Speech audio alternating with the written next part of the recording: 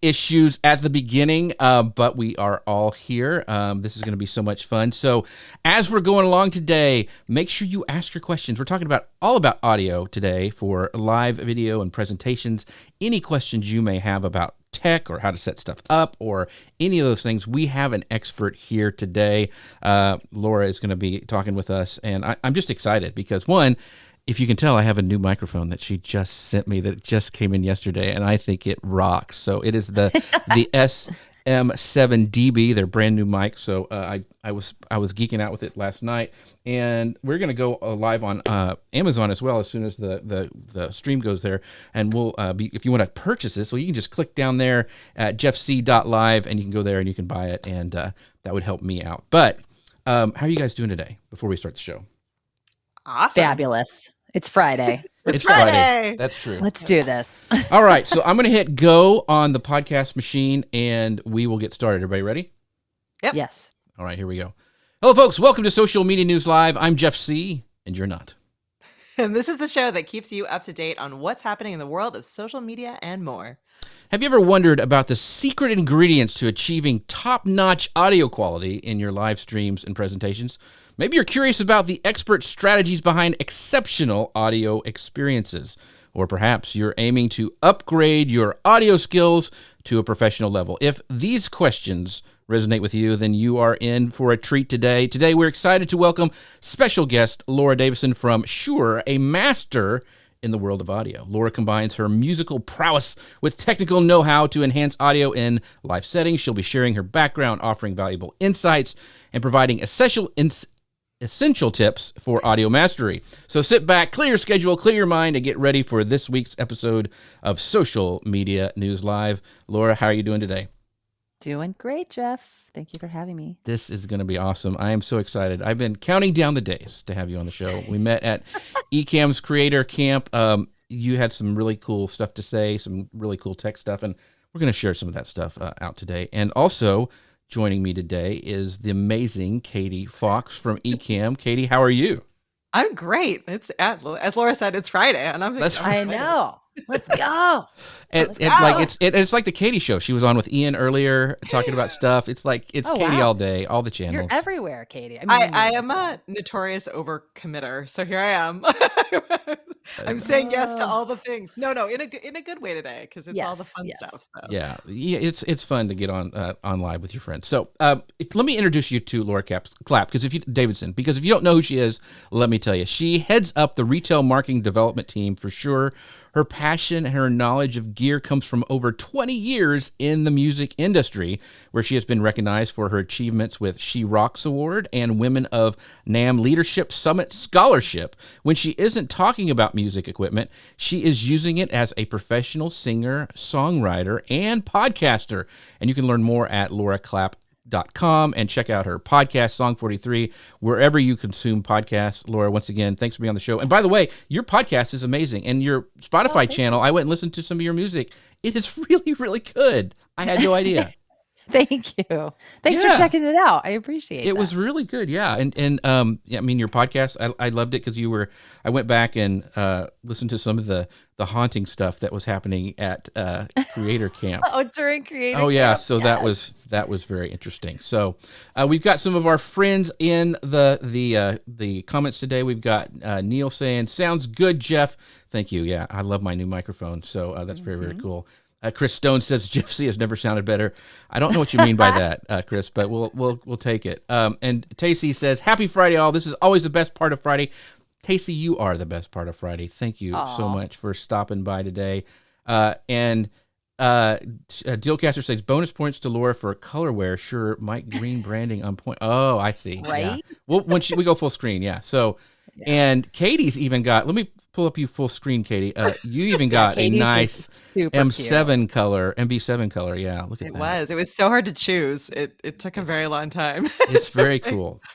So we're going to be, and we have more people just popping in who are our family here. Tech Troublemaker says, "Thanks, Laura, for the great tips at camp. I've been working to improve my audio. Shure MB7 here." So I've got mine too. I've got mine set up and ready to go if we want to test it later. But this is the white special edition. Oh, I like white this. one. White. Yes. Amazon exclusive. Yes. Nice, Jeff. I don't even think you can Love get it anymore. I don't think they're even Mm-hmm. available. So I feel No. special. So, and then we have, of course, our amazing Mr. Paul Duncan here in the house as well. A moderator in the house. And Anna, I think she had some hauntings that happened as well that I heard from the grapevine. So I'll have to get the whole scoop on all this stuff. But anyway, let's get on with the show because we have some great. I have some great questions. I want you guys to ask your questions of Laura in here, but let's talk about, Laura, kind of like your background, because I want to talk about, how you kind of your journey in the music industry and how that kind of, went to audio equipment and your expertise in that. Yeah. So I went to Berklee College of Music for school. And when I graduated, I moved to Nashville, where I lived for about 7 years. And I was working as a singer-songwriter. I was also working, waiting tables and just trying to survive. And I started co-hosting this wonderful showcase called Chick Singer Night, which is the longest running showcase for women in the country. It's all over the country in different cities. And it's basically like a free showcase for you to play with a professional band in front of an audience, what you normally wouldn't be able to do. Like if you're living in Nashville, it's hard to do that. Anyway, I was doing that. And the founder of that organization, Lori Meyer, her husband was the CEO of a company called TC Helicon and TC Electronic at the time. They wanted to have a female demonstrator at the NAMM show, which if you're not familiar, NAMM happens usually every January. It's getting back on that cycle now, finally, post-pandemic, out in Anaheim. And it's the largest gathering of music equipment manufacturers in the world, basically. Like 100,000 people show up and we show off our new gear. We have booths and it's just like a big family reunion, kind of like Ecamm fam times, a lot. And so I started demonstrating there. And I had about 2 weeks to learn this really wildly complicated piece of gear called the Voice Live, which would let you plug a microphone in and start singing, and 4 voices of harmony would come out. And it was the coolest thing I'd ever heard. And I was like, this is like, I love this. I love this gear. And I loved demonstrating because I would be on a booth demonstrating 20 minutes on, 20 minutes off for 4 days, which was exhausting and exhilarating and incredible. And it turned out I was pretty good at demonstrating gear and getting across these wildly complicated tech gear pieces to anybody. Mm-hmm. So I started doing that and then kind of worked my way up the chain in terms of getting into the marketing side. Worked for them for about 10 years, worked for a marketing agency for 2 years, and I've been with Shure for 6 years this month. So I do market development for them, which is essentially going out into the field, training people about our incredible products like this MV7, and just helping people find ways to make their creative lives and journeys easier, like hanging out at Creator Camp. That was one of the things I got to do as part of my job. So that's kind of me in a nutshell. And I'm a singer-songwriter and a mom of 2, Okay, yeah. You got a little bit on your plate. A little bit, yeah. That's it. So, Katie, you jump in here because we didn't get to talk much before the show because we were having tech stuff. So you just because I will hog all the time. So you have to back off, Jeff. Yes, Laura's exactly. my friend. Yeah, Connor knows that I do it. So Wow. I know I'm just gonna sit here quietly. Go ahead. Well, I'm gonna steal all of Jeff's awesome questions that he planned in advance, but I actually really want to know this one as well. But Laura, how do your experiences as a performer help you understand audio needs for your live stream and presentations? Oh, that's a fun one. Being a performer and being a presenter are actually very similar things. But the tech side of it is something that I think as vocalists, we get to be lazy about. And it's something that I'm desperately trying to change. And I'm super passionate about because most of the time, if you show up to a venue or a gig or what have you, and you're going to perform, you step up to the microphone, whatever's there, you do your sound check and you go. Whereas if you were the guitarist on said gig or the drummer, you would bring all of your own equipment that you know and have tested and tried at home and love and know makes you sound great, is easy to play, and removes any barriers.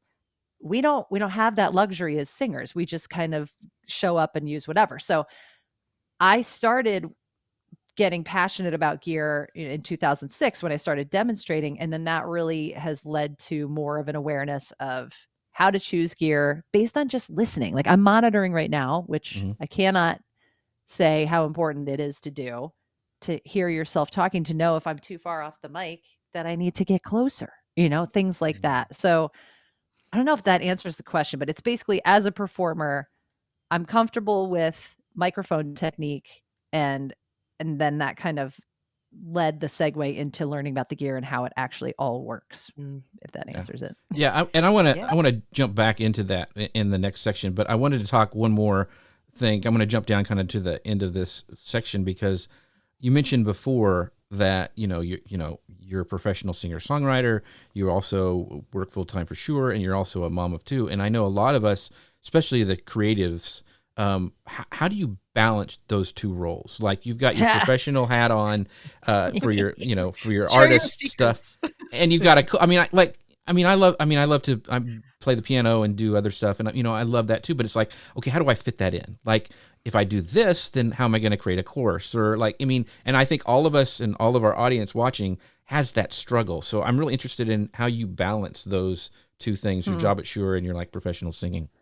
Well, I don't, Jeff. I don't do it very well at all. Case in point, last night I sang a gig in Fairfield, Connecticut, which is about 45 minutes away from me, on a Thursday night from 8:30 to 11:30. 2 out of 5 stars, do not recommend. Like, I'm dragging today, but I have to feed that creative side of myself, or I get very cranky. So what I've found is that having my podcast every week is the one thing I have not let myself skimp out on or drop. I've missed I want to say 4 episodes out of 72 consecutive or 73 weeks. So that's the thing. It's not necessarily me making music, which is what I would love to do with my free time. But I know that every Tuesday night I have my time to record, edit, and publish my podcast. But it's a short podcast. It's like 10 to 15 minutes. That's the one thing I hold on to when I'm getting really kind of like, oh, I need to create more. I know that I have that to go to, because I could lie and say, oh, well, I schedule out my time so I have me time to create. No, that does not happen, because you do that and inevitably you're taking your kid to the ER like we got to do last night, which was good times. No. She's fine. Yeah. So, and I think what you just said about the consistency is super important, because you did it when you were traveling at the Creator Camp, because I heard that episode, and you were sitting there recording in a haunted hotel. I mean, come on. Yes. That is commitment. So anyway. Well, you've set yourself up for success with that too, which I think is also really important. Like, you've made your podcast, the format of it, work for you, understanding that you are constantly on the go, and you're doing things with work and family, and you have gigs on different nights. So I think that's really important for everyone to hear as well, that it's not like everyone listening who's used to Ecamm shows, which are like always an hour and a half, like 3 hours long. It's 3 hours. Laura, nice. Right? Like, Laura, you've set this up where it's like, for you, it's audio only. You have all of the gear. You understand how it works. You can bring it with you when you're in a hotel room in a haunted hotel.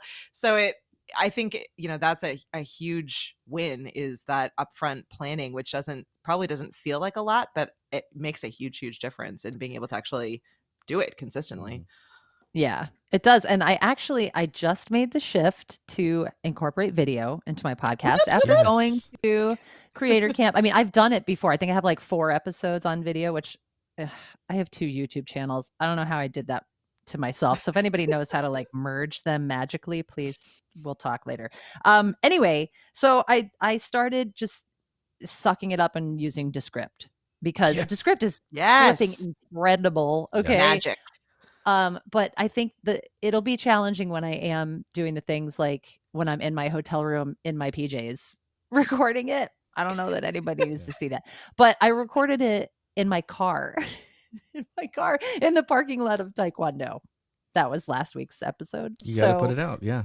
You got to put it out. And that one, I used this little guy right here, the MD88 Plus. See, I got it right here ready to show too. We're going to talk about that. It is just It's so awesome. And this is the I don't have my little tripod with it, but it has like a phone clamp here and a little Manfrotto Pixie tripod, Yeah, which I got it was right. like, Like I right have here. it Look, here. it's right here. I think I have it.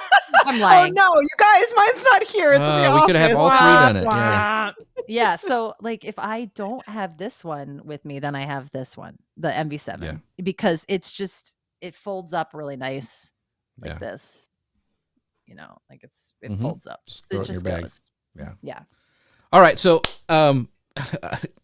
we're going to get into all this because people are already nerding out in the comments. But, you know, I was so excited that Laura was here and Katie was here that I forgot to say, hey, by the way, this show is sponsored by our friends over at Ecamm.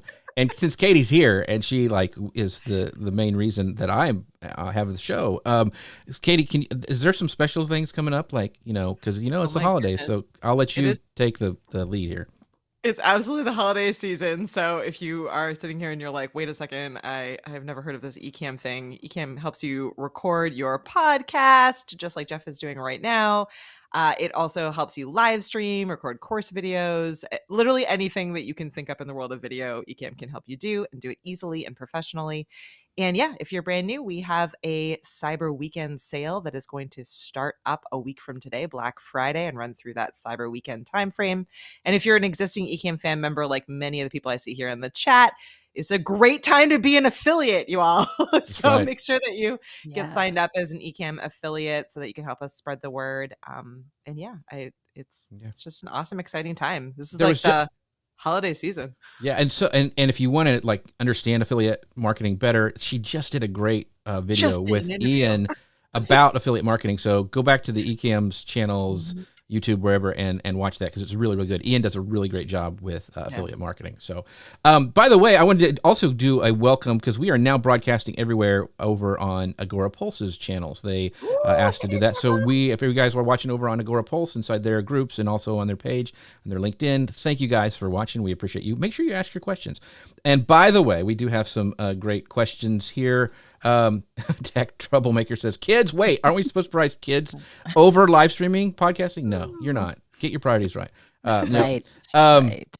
And then Jim Fuse says, or should I say, sure sounds good today. Sure sounds good. Boy. I see what you Jim, did there. really? It doesn't get old for me. I enjoy it. Yeah. I'm Okay. here for it, Jim. Bring on the Shore puns. Let's That's do right. it. I don't And even hear then them anymore. it's either Jim or Chris. It might, who knows, over on Dealcasters. They love that Laura went right into mic technique. So totally important for live streaming and podcasting. The Shure Creators YouTube channel is so helpful and not just about their great mics. So before we get into mics, because, you know, everyone wants to talk about mics and stuff, but you had kind of alluded to something very, very, at the very beginning of the show, talking about monitoring, you know, and a lot of people, I like, since we're on video, not to have the big old Mickey Mouse ears when we're doing it. And I love, these are the Shure 215s, I think they are. Nice. And so, 215. yeah, so I really like, these are the pro ones. And actually on sale right now on Amazon, if you're watching, are. by the way. I was just going to say. But most people can't even tell that I'm using them unless I really turn, you know, to the side. And so, and Laura, you had some on as well. I really love these little monitoring. But let's talk about monitoring. So why monitor your podcast or whatever? You have to monitor whether you're performing or whether you're podcasting or you're live streaming, because like I alluded to, microphones, I said this in my presentation, they're very cute and beautiful, but they're dumb. Like they don't reach out and grab your sound. So, you know, you want to work with your mic, and you're not going to know if you're having plosives, which is that sound, which I can't even get mine to do. Love you, MB7. But it's when you have a pop of air that pops the diaphragm, and it has that uncomfortable popping sound.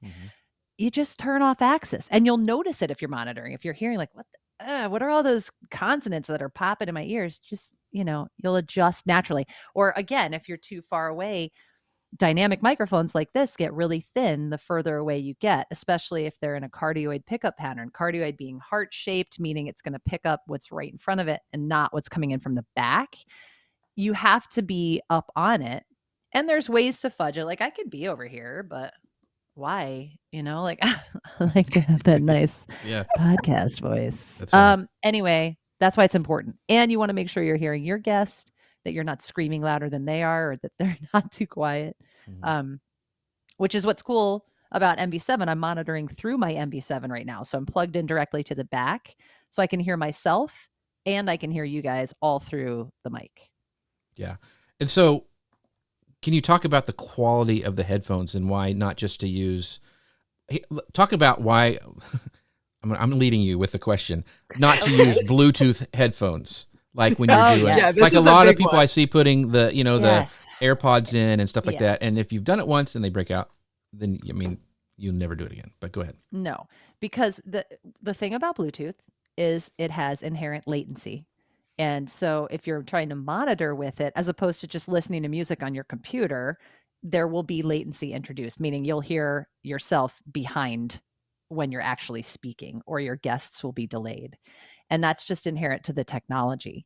So that's why we recommend using wired earphones or headphones. We call these earphones. And we have a whole line, and we have some really amazing promos going on right now for the holiday season. So if you go, I'm going to put this in. Can I put stuff in the chat? I don't think I can. But we're everywhere, so it might be hard to do. Okay. Yeah. Well, if you go to shure.com/special-offers, then you'll see everything that's on sale. But the earphones and headphones are all on sale pretty much.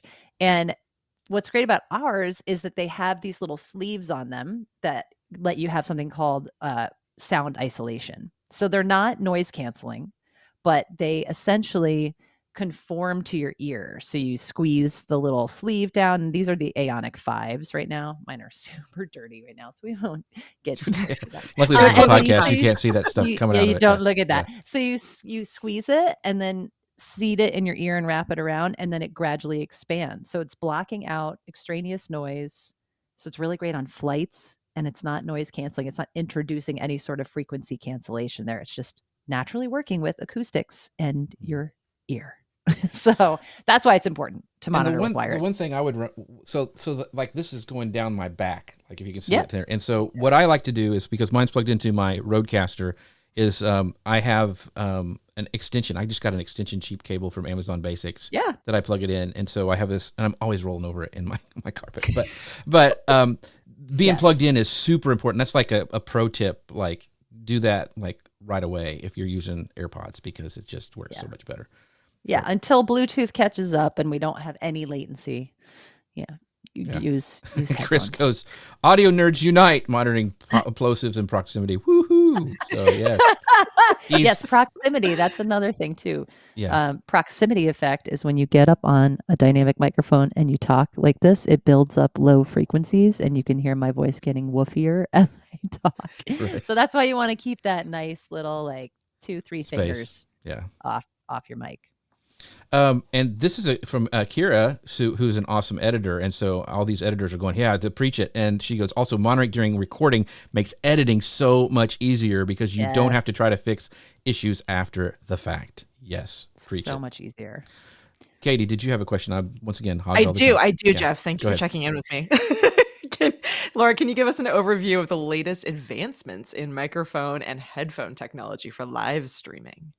Yeah, absolutely. So what Jeff is speaking into right now is the SM7DB, which is the latest and greatest microphone that we've made. Strangely enough, on a 50-year-old mic, we took the SM7B, which many of you are familiar with, which I usually have within arm's reach. Oh, here it is. And fantastic microphone, broadcast industry standard go-to mic. But one of the things that people don't always enjoy is that you need extra gain, or you need an interface that has enough gain or headroom to drive this mic, because that's how it was built. It has these beautiful humbucker coils built in, so it's going to block RF noise from different devices. When this was made in 73, cell phones weren't a thing, but there were other pieces of equipment that would cause a buzz. So that's why it has that humbucker coil in there, which is kind of fun. And it has these switches where you can adjust the frequency response, but you have to kind of get a tool to do that, like a pen or a pen, something that'll get in there. It's very official. So we made the SM7DB, which is the exact same microphone. It has now a built-in booster, and it is brilliant. So now you don't need to have the right interface. You know that no matter what you plug it into, and it is XLR, not USB, you can have that go directly into whatever you're using and engage the preamp because it has an onboard preamp. And you could get plus 18 or plus 28 dB. So if you're not getting quite enough juice, you have a little more headroom. But if you decide you want to bypass it and go straight into SM7B mode, you can do that as well. And I've seen online people saying, why would they do that? It's different and it's bigger and it's tapered and all these things. No, it's not. It's 1 centimeter bigger because it has to, accommodate a preamp. It's black and it has a Shure logo here. That's black. I should have this in front of me, but it's in a Pelican case. I have one right here. See? Over look there. There. Yeah, there thank you, Jeff. So can you spot the logo, Katie? I can, but I'm really looking for it. Yeah. So it's very hidden. Yeah. So people are, getting a little cranky about that. Yeah, we put the logo on there. It's advertising, ours. but it's not like my ignition green one here that's like, sure. Yeah. So, that was the change, but it's a pleasant change because now Jeff doesn't have to add any other things to his setup. He can plug directly in and have enough gain to power his SM7B. Yeah, and I love it for sure. I love it. And so Rainy Cajun, which is a great name by the way, he goes, Jeff, how far is a SM7DB from my mouth? I don't have a measuring thing here, but I'll go once again full screen, and you can see it's about this far, from my mouth. 3 inches. Yeah, something like that. And so I'm still playing with it. Like, I don't know if I have it completely dialed in. I got it yesterday, because Laura is amazing, by the way. So, and I like the sound of it. And I didn't go all the way. I think I'm in, is it 18 dB plus? 18. I think I have that one on. I didn't go all the way. I didn't think I needed to. So, anyway, I think it sounds pretty darn good. So it sounds great. I think so too. So, and then right before we launched the SM7DB, we launched the MVX2U, which I saw either Chris or Jim throw in the chat there. And that is this guy. Again, very subtle logo that I'm trying to get to show up. This is a single channel interface. So when you use this, and you can use this with a regular SM7B or your SM7DB, but it's a USB interface and it has that headphone out right there so that you can monitor, and this can plug directly into my SM7B like that. I have hair on it, and go inline directly on a boom arm.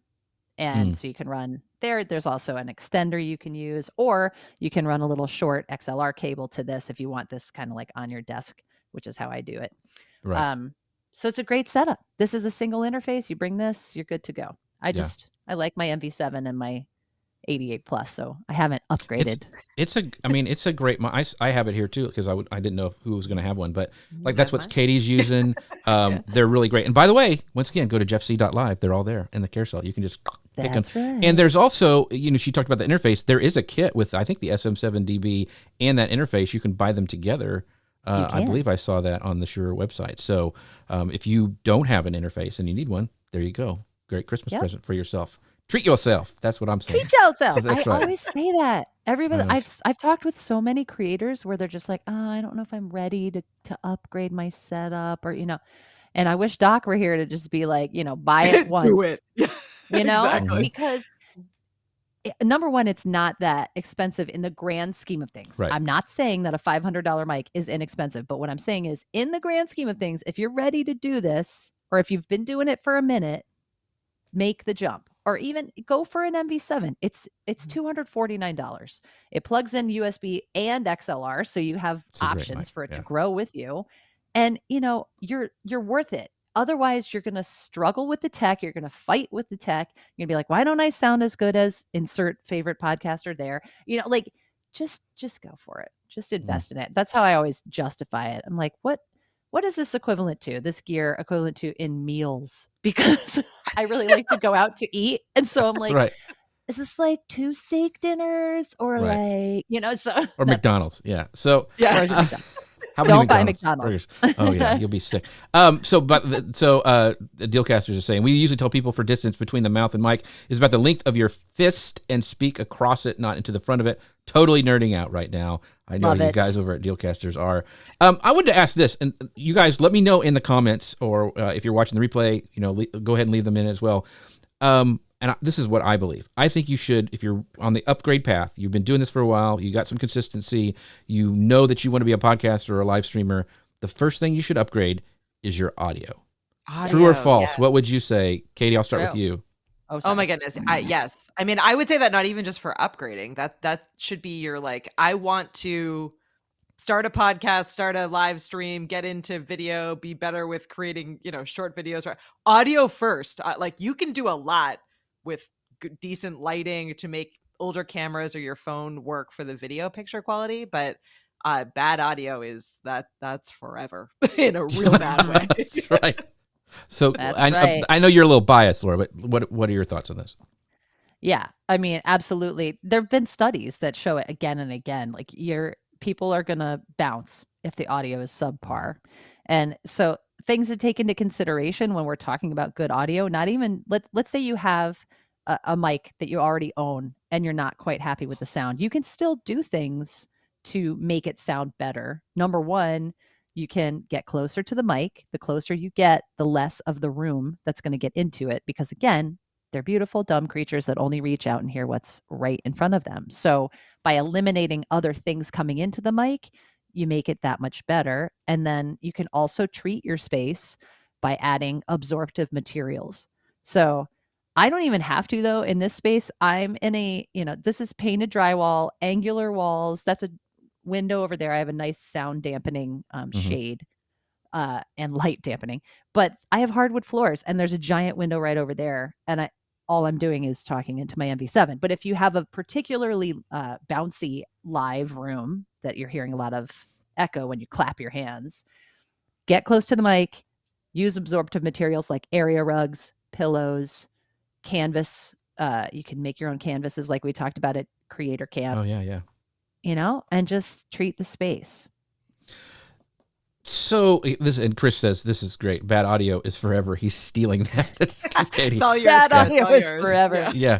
I think I've always heard that people will forgive bad video, but they won't forgive bad audio. Is what I've always heard. If you can't hear someone, you're not. Or a you're windy. not gonna stay. Yeah. Right. Totally agree. So I want to do this because I know people are like, okay, $500 mic, or should I do how for beginners? What are the key features they need to look for when choosing audio equipment for live streaming and presentations, like we've been talking about? Dynamic microphone, unless you're in a perfectly treated space. So dynamic, not condenser. Good set of headphones. And if you're just starting, go with a USB mic, because then you don't have any additional gear. That's why I love the MV7 though, because it's USB or XLR, or you can use them at the same time, which is kind of cool. And so that way you can grow. If you decide to get an interface and you want XLR capabilities, you already have it built in. But that's really it. A dynamic microphone that's going to pick you up, block out more of the room, and a set of headphones and a computer that's required. Yeah. Well, I guess you could do it on a phone, but The old tape machine. the old tape machine, yes. I still have some good tapes of me, like when I was a kid, like pretending I was. Oh, podcaster. 100%. Oh yeah, Yes. totally. Yeah, making your own radio station. That was my big thing as a kid. Yep. Yeah. I wanted to be Christian Slater so badly. Oh. Yes. Yeah, you and I. Talk hard. I mean, like, pump up the volume is Pump it's up our- the volume. It's our movie, Katie. It is 100%. All right, Yeah. Katie, you're up next. What's your question? Oh my goodness, I'm having too much fun that I'm not looking at the questions. Well, Okay, well, one if you're, second. while you're looking for that, I want to talk a little quick about this. You mentioned dynamic microphone, right? Okay, but here's the thing: this is a That is a condenser microphone. You're right. So why is this one so good? This is like my travel mic. Like when I go somewhere and like I have to do my show in a hotel room, I can plug this right into my computer and use this Yes. one, and it's fabulous. So how It is. come this one is so good? Well, and it's a because- condenser microphone. Because you can dial it in, more than you can with a normal condenser. Like first of all, it's a small diaphragm condenser, Right. not a large diaphragm condenser. And that makes it a little bit less, oh my gosh, words, what are they? A little bit less surface area to contend with. Right. And the thing that we haven't really touched on yet with the MV88 Plus, which I'm riding the struggle bus to put it together whilst talking to all of you, is that you power it with your phone and you control it with your phone, and you can change the polar pattern with the app. So that's why it's so great in terms of being able to control it and use it and have it not be as prone to noise, is because I can go in here. Okay, it's loading. I can go in here and I can select how I Yeah. want the microphone to pick up. So Yeah. A putting it pattern. in cardioid mode, that lets me actually dial it in and be much more directional, as opposed to stereo mode, which would activate both of the capsules, because this is a stereo condenser mic. It's one of only 2 in the Shure product line, which I think is fascinating. So you could see that I have my left and my right capsules there. And when that's cool, though, is when you're out in the field and you put it into this one, the figure 8 or mono bidirectional, because then you just set it up on the table and put it in between you and your interview subject, and it's going to capture you beautifully equally without having to do this back and forth, man on the street kind of action. So that's why, because you can disable some of the capsules and put it into monocardioid mode, you have a more focused sound. Yeah. So that somebody asked, is that your travel mic? Yeah, that's my travel mic, because of the reasons. Like you're at a conference or something, it's so versatile. Like she said, you can put it in and do interviews. You can go out and just capture audio in the in the room. You can like interview people while you ask questions. You just want to pick up them. You can turn it back towards you and have like vlogging mode. I mean, this thing is for portability and travel. This is my go-to, and I think it is stinking amazing because of all that stuff that you can do with it. Sorry, it turned into. I didn't mean it to be. Anyway, that's my travel mic. And so Paul is saying I need to bite the bullet and get the MV88. Do it, Paul. Yeah, do it. definitely. Paul, yes. And Kira says, "Love me some portable tiny tech." Yes, it is. It is really cool. Like Kira and I were at Momentum conference, and that's what I had when I was doing some stuff out and about. So yeah, Kira, it's really really cool. All right, sorry, I nerd out on that thing all the time. This rolls us into then our next question on talking through the different kinds of audio equipment by the different kinds of content that you're creating. So how do you approach which microphone you're using for, mobile on the go interviews versus podcasts and live streams like this versus like music performances, business presentations? I know I saw in the comments as well, someone being like, is it okay now that we have our microphones in our shots? Oh, yeah. What advice do you have for like what microphone for use case? Yeah, that's a great question. And it depends on if you're going to be doing multiple applications. For example, I am on Teams calls all day, for sure. All day. And then I'm podcasting, and then I'm recording. So that's why I like something like the MV7, because it's super versatile for all 3 of those applications. But if you know that you're going to primarily be doing your content creation on the go, that's when you would go with something like an MV88 Plus, because it's going to be more versatile and you have that ability to control it. And if you know you're going to be stationary and in like the same spot every time, you want to make the investment, go with the SM7B, because I mean, it's the best. It's just not the most portable of our microphones, so that's kind of considerations there. Mm-hmm. If you are doing things with a digital SLR setup or maybe a Sony camera like what I have here, then you could go with a shotgun mic. But that's still not going to reach out and grab your sound. That gives you a focused sound powered and going into your camera. So that's the kind of advantage there. It's a lens hopper that we make as the VP83F. It's on the camera, it's in the form factor, and it works with your workflow. But that's if you're going to be doing tripod-based shooting and you're only going to be about this far away, which is like 2 feet away. You don't really want to make it extend, because shotgun mics are not magnifying glasses. Right. I always say that to people. Doc would be preaching it too. He has strong feelings. So this is on that topic that Katie brought up. This is from Rainy Cajun, says, "Are we in agreement that having a mic in the frame is finally acceptable?" I've been doing it for almost 20 years. Like I've always had a mic in my shot. I've never had anybody said, "Why do you have a mic in your shot?" Nobody's ever asked that to me. So I use this on PTO Zoom calls, yo. Like I am not afraid. Yeah. Okay, get it in the shot. Yeah. I think that comes from, and I could be wrong, but I think a lot of that comes from the kind of Zoom keynote PowerPoint presentation folks who are trying to look more quote unquote professional and not as kind of podcastery as a lot like as this tends to look. So I think it is interesting. I feel like it's becoming more and more accessible even for that group, that people are like, oh, this person, is showing up and looking more professional. Whereas maybe even, a year or two ago, it was like probably looked a little bit weird if someone was showing up to do a presentation and they were this close to the microphone or talking into a microphone. Right. Good point. Yeah.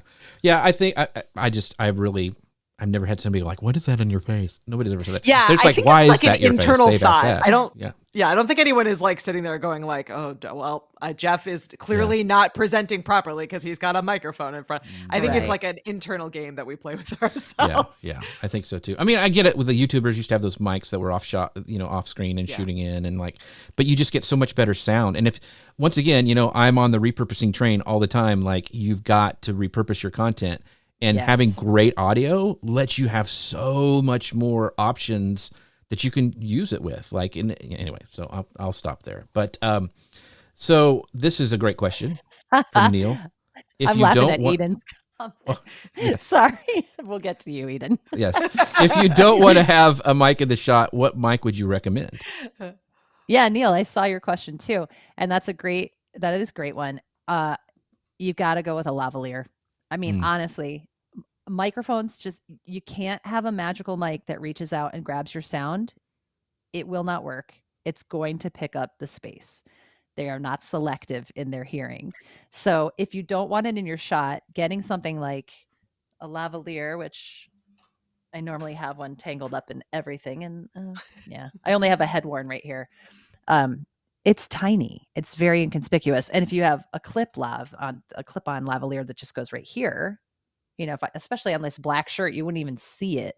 So that's the answer. You got to use a lav. I mean, you could get creative and have a shotgun mic that's out of shot, because they do use that for dialogue recording in film and TV. But why do that to yourself when you could just have a little tiny lavalier that you're wearing? That's also like really heavily.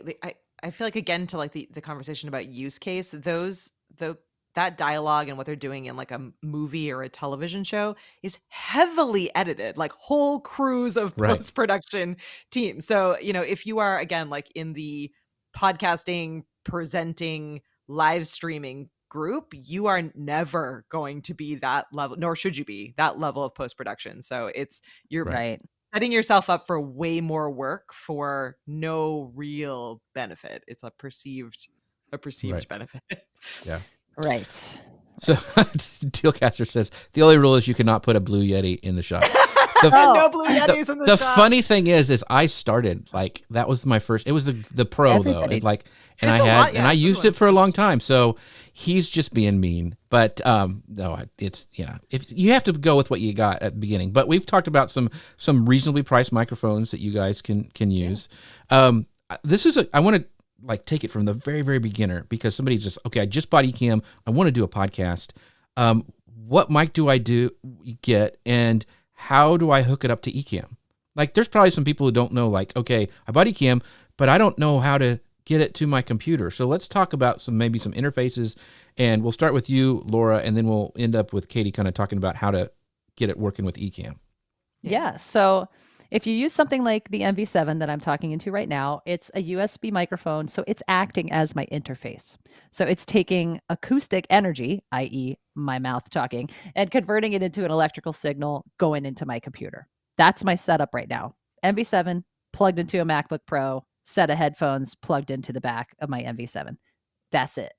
So that's one way of doing it. It's all encompassing, and it's like a really good price if you were to do everything all together. $249 plus the SE215s. I'm using the Aonic 5s because I'm fancy. But that could be a great starter kit. And if you want something that could also be multi-purpose, like if you're a singer and you want to have a mic that could go from stage to podcast, the SM58 is an incredible option for that. And then you would get an interface like this MVX2U, right? And you plug that directly into your computer. This is your interface. I know it looks very small and unassuming, but it's a powerful tool. And an SM58, it looks like that, in case you're wondering. Cool. Although this is on an SLXD wireless transmitter, because this is what I had Fancy. in front of me at the Fancy. moment. What Yeah. else can I pull from my bag of tricks? It looks just like the emoji. If you want to just have It the does. microphone It does. emoji, in I want the front of you. emoji mic. Yes, that's Yes. what. Sadly, there are people who will do that. Like, I want the emoji Yeah. mic. Yes. So, okay, Katie. So we got the interface. We got the mics. How do we get it to work with Ecamm? Because Oh my gosh, if you want to have audio, great stuff, you have to use Ecamm. It literally just shows up. So you're welcome for all of that. It see, I have the same setup that Laura does. So I have my MP7 just literally plugged directly by USB into my computer, and it shows up as an audio source in Ecamm. So I just need to make sure that I go into my sound levels menu and just make sure that it says Shure MV7. If you're getting a little bit more complicated and you're connecting through XLR and through different interface, then you just need to make sure in your drop down menu that you have the correct interface connected into Ecamm, but they automatically just come in. So I know that, like, for example, we have a number of people in our community who use the Rodecaster Pro, probably mostly for the shiny light up buttons. That's like, Right. why most people like things for the light up buttons. But if that's coming in, then yeah, you would change over from your MV7 through to your Rodecaster Pro, so that then you're telling Ecamm that's where we're picking up the audio from. So it really is, it's plug and play. Anything that you connect in, whether it's a camera or a microphone, shows up in Ecamm, and you just have to make sure you've selected the right one. And that's actually what I am using for this show, and I've been using it for years. And I have the original Rodecaster Pro, and I'm just taking on my flow of my show, I have like one of the steps is to change over to, Rodecaster Pro on both the audio and the video, because I actually monitor out from my Rodecaster Pro as well. So. And if you're monitoring, like, you will notice immediately. Like, it's become a nonstop joke on our podcast that I do with my best friend, because she's got like, still, I need to upgrade her microphone. She's got like the one of the tiny Shure microphones that I like used to adore because they were so cute. Oh, the MV5. Yeah, so she still has that one. We need to move up to a fun designed one. But the second that she joins in, she's not paying as much attention, and so it's picking up the audio from her headphones, like the little microphone in her headphones, and I'm like, oh no, bad, this is bad. You need to change over. So it's immediately noticeable when you have the wrong connection selected when you're using a good quality microphone. So oh my gosh, this has passed so fast, and everyone's nerding out. And so you have this is the final call for questions. So ask your questions, but I have one before we kind of go into the last question. So I want to know, and this is from Shannon. Shannon Hernandez, who helps me produce Guy Kawasaki's podcast, and he goes, ask her, like, how much did Joe Rogan using your SM7B change like the landscape for Shure? Did everybody I want Joe Rogan's mic now? Is that how it kind of works? I mean, honestly, it's been kind of a perfect storm of people noticing that mic, but also the pandemic. Everyone turned inwards and got stuck in their house and started creating content and podcasting. And then they were Googling, podcasting mics. And that one happened to be the most visible, because some people said, well, why didn't Shure come out with the SM7DB 10 years ago? Because there was no demand for the SM7DB, because it was still being used in studios and broadcast houses that had powerful enough interfaces to drive it. So when people are like, well, no, you missed it, Shure. It's like, well, we're always innovating and making new things. And this was when the demand came. So did he help? I mean, I think probably, but it just kind of was a combination of things. Also with MV7 coming out in 2020, that brought more visibility to this style of microphone based on the boom arm. And then people were like, well, what's the best? And finding out that SM7B was. And so, yeah. I don't know if that answered it. Yeah. It was just an interesting thing that he wanted me to ask, and he helps me, so I have to keep him happy. So Tacey says, is a lavalier Shure as well? Because I know she's probably looking for a lavalier to use. What would you recommend from Shure for that? Yeah, so we have several lavalier options on Shure.com or Amazon. But if you go to Shure.com, you can kind of go through this thing where you choose what you want the microphone to do. It's like our mic finder. And it'll say, I want a microphone to capture my voice in my house for a podcast. And it'll spit out some really good options for you. But in terms of lavaliers, we have a few different lines. One of them is called Uniplex, which is really great for podcasting because it's a unidirectional mic. Traditionally, lavaliers are what's called omnidirectional, omni meaning all. So they pick up and hear like the human ear does. They hear everything. Whereas a unidirectional mic is more like this, where it's directionally focused on one source in one direction. So Uniplex is great. Duraplex, if you're going to be out in the field, Duraplex means durable. It's impervious to dust, dirt, water. It's IPX rated. That's a fancy term for just saying you can beat the snot out of it and things won't get into it that you don't want. So that's really good for that. And then the creme de la creme, the Twinplex. And all of these plexes on there is in reference to the cable, which is super durable. And it's made from like medical grade cable that would go inside of your body. So it can't break. So if you have an accident, you can suture your friend with your mic. Right. Let's not say that on recording. Okay. No. I'm not saying it won't break ever, but it is much, much more durable. So all of those lavaliers I mentioned have that Plex technology built in. So depends on your budget, depends on your needs, but I would say Uniplex is a great place to start. Very cool. Yeah, because Tacey said that she needed one for presenting and speaking events. So great. Yeah, so it's you go in there and do that finder, and it will help you, Tacey, because I know they have those. Yeah, that's what I was going to. Yeah, this is cool. The head worn. I know this looks kind of silly, but like it's so great. When I do perform my loop, and I've loved using this mic. It's kind of different because then I don't have to be anchored to a mic. I can be going wherever I want and look down at the looper and look back up. So for performance, for speaking, for theater, it's a great option. Good mic. Awesome. So I'll let Katie. I'll let you have the final question because I have. All right. Well, this one might be a big one, but I feel like we can't finish off this episode without having Laura answer one of the most common question we get from people who are getting into audio on the Ecamm side is, how do I avoid or deal with echo, slapback, weird noises, and audio issues that come up as I'm getting into my show or recording my podcast? That's a good one. And I think we can actually, because Katie, I'm hearing a little bit of echo and slapback from your mic. I don't know if you're hearing it on my end, but we could do this in real life right now. So all right, let's do it. Can you put us in split screen? Oh, there we go. Okay.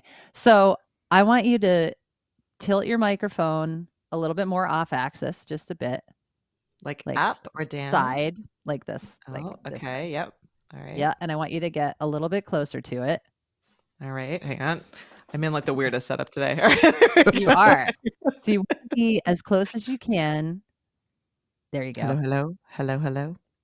So now, do you hear how she has lost all of the echo in her space? So keep talking. Hello. I'm talking into my fancy, awesome new mic. I'm really into it for the color. Now go back to where you were and do the same thing. Well, move my mic. Hello. Test. So you can hear there's more space in her room, but as the closer she got to the mic while still staying off axis, got rid of the plosives and got rid of the room space. I mean, her room sounds great, so it's fine. But if anyone's like, what is that noise? Or what is that sound I'm hearing? Try getting closer to your mic. Try adding absorptive materials and make sure you're using a dynamic mic. Those are the three things. I have my towel, my old ugly brown towel on my desk. I'm trying to be better in taking feedback, but I'm also like at home on my craft table, and I've tried like moving my backgrounds around. So I'm the mushroom wallpaper is rocking my world right now. I just have to say. I know, except that I am having so see if you're like, oh goodness, I hate my background, or I've been playing with cameras and like common issues Ecamm people have been having. So I'm sacrificing myself a little bit. Like I didn't think, and I have this up in front of me, which is driving me crazy. Nice. And I'm using my built-in camera because I was playing with my phone camera and that like failed me, and it was like causing a mic delay or something was weird happening. And then I was playing with like this other camera. So yeah, I'm thank you. I'm doing well on the audio side of it, but not so well on the video side. I'm playing around. See, like I bump my thing and it shakes. I'm owning it today. Chris goes, live mic technique. Yes, he loves all this stuff. He is a super nerd He is the He is. resident super audio nerd here at Social Media Live. We But once love again, this. this has been this. We need to do part 2 because we could go on and talk a lot more about this. I think mic technique is super important and all the things that you've given us. But I want to let people know where they can find all about you, your music, which is fabulous over on Spot. It really is. I was like, I didn't know that. She didn't tell me that when I met her. So very, very good. So tell people where they can find you, your music, all the stuff that is all about you. So you can find me at Laura Clapp Music. That's CLAPP, which you see right there, or lauraclapp.com if you want to get into the music side. And Song 43 is my podcast. It's on all of the platforms, and I talk about how this creator creates while being a mom, working full time, and doing all the things. So if you've ever wanted to know how songs come together while trying to do 4,000 things at once, you should listen to Song 43. Yes, very, very cool. So go and listen, find her channel on Spotify and put that in your playlist because it's really, really good music. Katie, where can people find out more about you and your podcast? You mentioned your podcast a couple times. Tell people about that, where they can find you and all the stuff that is Katie Fox. My goodness, I always feel guilty promoting my personal. No, do it. No, dude. But Nope. so I am available, and you can find me through all things Ecamm. That's ECAMM. I touch all of those things, so I'm easy to find on the Ecamm side. If you like movies, especially ones that are from the 80s and 90s, then you can check us out at thevhsclubpod.com. We record live every Thursday at 9 p.m. Eastern on YouTube, and you can find our show on all places where podcasts happen. Awesome. And by the way, I gotta interject, Jeff, real quick. Okay. Shure.com is where you find all the information about these products that we've been talking about. YouTube, sign up and subscribe to the Shure Creators channel, which was thrown in the chat a few times. Thank you, Chris and Jim, to learn about how you do that with different products and different questions that you may have. And check out those promotions that are running through the end of December. Yes. Awesome. Yes, awesome products. Awesome company. But Kira says, this has been so helpful. I learned so much, and Amazon wish list is now longer. Yes. Yes. I feel your pain, Kira. By the way, I wanted to do a shout out to, Ecamm. Once again, they're amazing for sponsoring this show. You can find out more about them at socialmedianewslive.com/Ecamm.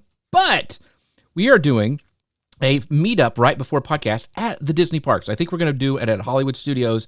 I'm going to be there with my friend Paul Gowder, who's been on the show before, but Ecamm is going to be there with us. So it's the day before PodFest. I believe it's that Wednesday, I think the 24th. But it's free. Come hang out with us. We're going to be riding the rides. We're going to be eating all the food. We're going to be talking about podcasting and all the other stuff. But it's free to come and just hang out with us. Go to jeffc.com/podfest meetup. Katie's going to be there, and she's never been on there. She's never ridden Ride of the Resistance, so it's going to be awesome. I am really fun on rides, you guys. So you need to. So I can just. I have no. I can totally imagine. Best ride ever. Yes. Best ride ever. And Tower of Terror, all the stuff, all the new things. It's going to be fun. So come join us. If you're going to PodFest, come a day earlier and join us there because I'm telling you, it is going to be a blast. So jeffc.com/podfest meetup. And with that, folks, thank you guys so much for joining us. We will see you guys next time. And with that, see you guys later. Bye now.